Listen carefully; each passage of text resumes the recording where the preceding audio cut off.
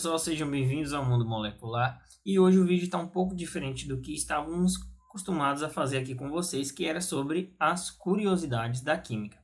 Hoje vamos falar sobre um conteúdo que é muito importante para a química e particularmente acho um conteúdo um pouco complicado, então quis trazer aqui para vocês para mostrar algumas dicas, algumas coisas que facilitam no aprendizado de vocês. Então, antes de começar o vídeo, eu peço que você se inscreva no nosso canal, ative o sininho e deixe aí nos comentários alguma atividade, alguma coisa que a gente possa resolver para vocês. Além disso, peço também que vocês sigam a gente nas redes sociais, como Instagram e Facebook, lá, Mundo Molecular. Então, vamos lá para o nosso conteúdo de hoje.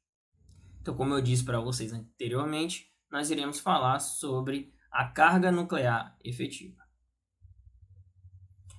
Bom, mas o que é a carga nuclear efetiva? É a carga sofrida por um elétron em um átomo polieletrônico, ou seja, que tenha mais de um elétron, né, na sua camada, na sua estrutura, certo? Uma das principais informações que você precisa ter de conhecimento base é a configuração eletrônica. Então, ou seja, você saber como o átomo é estruturado e aí você saber como ele é subdividido. Então, você sabe que o átomo tem o seu núcleo, né, composto por prótons e nêutrons, e nos orbitais que está ali nas camadas, né, da eletrosfera, você vai ter ali os elétrons, certo? E, claro, também tem um conhecimento um pouco básico sobre a tabela periódica para saber o número atômico desse átomo. Então, você sabe que a tabela periódica ela é organizada a partir do número atômico dos átomos, ou dos elementos também. E isso faz com que você saiba qual é o número atômico de cada elemento. E essa informação é muito importante porque é ela que vai determinar o que? A configuração eletrônica do átomo. Então, você precisa ter essas três dimensões de conhecimento para poder dominar com propriedade a carga nuclear efetiva. Então, ela é essa carga sofrida pelo elétron. Mas como é essa carga e o que é sofrida por ele? Mas antes de falar sobre isso, eu vou falar como calcula a carga nuclear efetiva. A carga nuclear efetiva ela é dada por ZF e ela é simplesmente o número atômico ou a quantidade de elétrons que ela tem total ali no átomo menos o S. O S significa o que, professor? Significa a constante de blindagem. O que seria essa constante de blindagem? Essa constante de blindagem, ela é o que faz, o que demonstra que os elétrons mais externos, né, os elétrons que estão mais distantes do núcleo, sofrem esse efeito de blindagem. Então, esse é a explicação básica para a carga nuclear efetiva. Simplesmente são a força que os elétrons não sofrem da atração do núcleo por conta de uma blindagem dos elétrons anteriores, de camadas mais internas. Ou seja, seria dizer mais ou menos isso, que aqui está o seu núcleo, né? Essa bolinha aqui em azul, e você tem aqui as camadas, né? Um S2, 2S2, 2P6, e aqui em amarelo, vou botar em verde que fica mais visível, você tem, ó, os elétrons, certo? Veja o seguinte, que o elétron na primeira camada, ele não sofre nenhum impedimento porque ele está mais próximo do núcleo. Então, ele vai ser atraído pelo núcleo, porque sabemos que cargas positivas e negativas têm o efeito de atração, né? E cargas iguais, negativa, negativa ou positiva, positiva, sofre o efeito de repulsão. Então, os elétrons aqui da primeira camada com os prótons aqui do núcleo sofrem o efeito aqui de atração e não tem nenhum impedimento. Contudo, quando você vai para a segunda, terceira, quarta camada e etc., você percebe que tem outros elétrons aqui. Então, eles começam a sofrer repulsão por causa dos outros elétrons. E aí, sofre esse efeito de blindagem. E isso impede que esses elétrons aqui tenham essa aproximação, essa atração efetiva do núcleo. Então, ele sofre esse efeito de blindagem. E esse efeito de blindagem é determinado por essa constante aqui. Mas para compreender e entender como é calculado aquele S, vamos entender o que? A regra de Slade. É ela que vai determinar como é que você calcula ali a constante de blindagem. Eu vou mostrar essa regra para vocês de uma forma escrita agora na tela para vocês.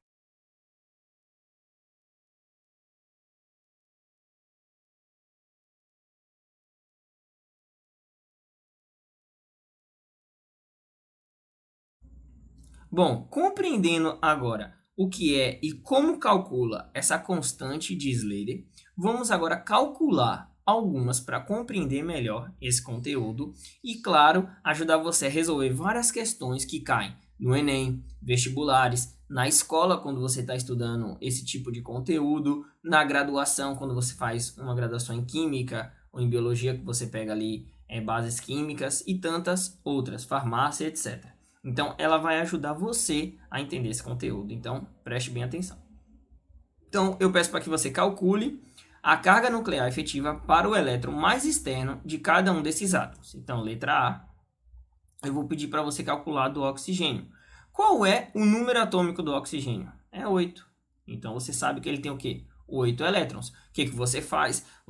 A primeira coisa que você faz é colocar a configuração eletrônica. Então, você vai 1s2, 2s2, então você já tem 4 elétrons, 2p para chegar a 8 mais 4, 2p4. E aí eu indico a vocês que se você não sabe de cabeça a colocar essa configuração eletrônica, então você utilize o diagrama de Pauling, que é mais ou menos assim. Ele coloca lá, né, as camadas, suas respectivas camadas. E aí ele faz com que você saiba a distribuir ela a partir de uma regra na diagonal. Posso fazer isso depois para vocês, mas para facilitar aqui o vídeo, eu não vou demonstrar ela por completo. Então vamos lá. Então eu sei que a configuração eletrônica do oxigênio é 1s2, 2s2, 2p4. Aí, na segunda regra de Slade, né, você tem que separar os grupos. Então, aqui, ó, 1s2 é separado, 2s2, 2p4, por causa das camadas. Então, o que você sabe? A quantidade de elétrons totais aqui, ó. Então, aqui vai ser 2 e aqui, o quê? N menos 1. Então, aqui tem 2 com mais 4, 6. Então, 6 menos 1 é igual a 5. E aí, você calcula agora utilizando aquela tabela lá, para determinar esse valor de S, né? Então, para determinar a constante de blindagem. Então, você sabe que 2, né? Então, 2 elétrons vezes 0,35, 5, mais, né? Que é um somatório, 5 elétrons vezes 0,85, ok? E aí, agora você vai calcular esse valor. Então, S é igual. 2 vezes 0,35 é igual a 0,70. Mais 5 vezes 0,85 é igual a 4,25. Então, aí agora você vai somar esses dois valores. Então, a constante de blindagem é igual a 4,95. O que você faz agora? Seguindo a regra de calcular o efeito de blindagem, ZF é igual a Z, que é um número atômico, então 8, menos, agora pela fórmula é o sinal negativo, menos 4,95. ZF é igual a 3,05. Se você olhar na tabela, você vai ver que o valor de ZF para o oxigênio é igual a 3,05, ou seja, o efeito de blindagem que ele sofre aqui para os elétrons mais externos é igual a 3,05, ok? Vamos fazer agora para outro elemento. O outro elemento, né, é o germânio. O germânio tem que número atômico? 32. Quando você tiver dúvida do número atômico, é só você ir na tabela periódica e olhar lá o número que tem acima da sigla, ou do símbolo, né? Que aí você vai encontrar o número atômico, certo? E aí agora, como é que a gente vai fazer a distribuição eletrônica dele, né? Eu já sei, mas você pode utilizar novamente o diagrama de Pauling, que aí você consegue facilmente fazer a configuração eletrônica dele. Então vamos lá. 1s2, 2s2, 2p6. Aqui você já tem um total de 10 elétrons. Então, para você não perder a conta. Vamos lá. Terceira camada, 3s2, 3p6. Aqui você já tem 8 elétrons. Aí você vai para a quarta camada, 4s2 e volta para a terceira. Essa é a regra de Pauling, né? 3d10. Aí você soma agora, você tem 12 aqui. Aí você vai somando para ver não perder a conta desses elétrons. Então 10 mais 8, 18, com mais 12 é igual a 30 elétrons, ou seja, só falta mais 2. Então o que resta aqui? 4p2, beleza? Aí que eu dou uma dica para vocês, que vocês agora, depois que fizer a regra de Pauling, né, do diagrama de Pauling, vocês agora organizem pela camada, pelo número de camadas. Então, aqui ele não tá pelo número de camadas, porque o 3 está aqui entre o 4, camada 4, né? Mas aí eu peço para que vocês organizem, porque é mais fácil de você visualizar. Então, vai lá, só é copiar lá, 1s2, né? E separar os grupos. 2s2, 2p6. Aí, 3s2, 3p6. 3d10, porque segundo lá a regra de Slater, né? O D e o F são separados. Aí, como já não tem mais 3, você vai para a quarta camada. 4s2, 4p2, ok? E aí agora você vai ver a quantidade, para cada grupo, quantidade de elétrons. E você sabe que a última camada é essa aqui. Então vamos lá, aqui tem 2 elétrons, aqui tem 8, aqui tem 8, aqui tem 10 e aqui tem 4. Mas aí você sabe que, segundo a regra, n menos 1. Então 4 menos 1 é igual a 3. Então é esse número aqui que você vai utilizar lá para o cálculo final. E aí agora nós vamos calcular a constante de blindagem.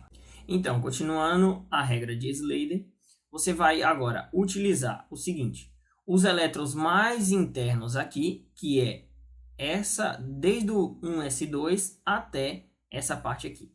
Esse 3d10, como ele antecipa os últimos elétrons aqui, né, da camada de valência, o que você vai fazer? Como é da camada D, você sabe que pela regra lá, você vai utilizar multiplicando o valor dos elétrons vezes 1. Então vamos lá. 8 mais 8 é igual a 16, com mais 2, 18. Então 18 vezes 0,85. E continuando a regra, agora você vai pegar os elétrons do D10 e vai multiplicar 10 vezes 1. Agora é só somar e dar o valor da constante de blindagem. Então 3 vezes 0,35 é igual a 3 vezes 5 dá 15, sobe 1, 3 vezes 3 dá 9, com mais 1, 10. Então 1,05. Mais 18 vezes 0,85 é igual a 15,3. Mais 10 vezes 1 é igual a 10. Somando todos esses valores, você tem que 26,35. Então agora é só calcular o efeito de blindagem. O número atômico do germânio é 32 menos 26,35. O valor de ZF é igual a... O valor é igual a 5,65. Logo, você sabe que o valor da carga nuclear efetiva do germânio é igual a 5,65. Então, pessoal, ficamos por aqui. Então, percebam como compreender a carga nuclear efetiva é importante para saber a questão do tamanho dos átomos, por que alguns átomos são maiores que outros, Porque quando o número atômico aumenta, você aumenta também a carga nuclear efetiva. Como vocês podem ver, o oxigênio ele tinha uma carga nuclear efetiva muito menor do que a do germânio. Logo, porque o germânio tem mais elétrons na sua estrutura. Então, isso também faz com que aumente a carga nuclear efetiva. E, claro, tem aquela tendência que ocorre dentro da tabela periódica. Quando você vai da esquerda para a direita na tabela periódica, dentro de um período, e quando você vai de cima para baixo dentro de um grupo. Então, é muito importante compreender isso, porque diversas provas como Enem, provas de graduação, provas de ensino médio, caem sobre esse conteúdo. Então, espero que esse conteúdo tenha ajudado você a compreender a carga nuclear efetiva. Então, até o próximo vídeo. Fui!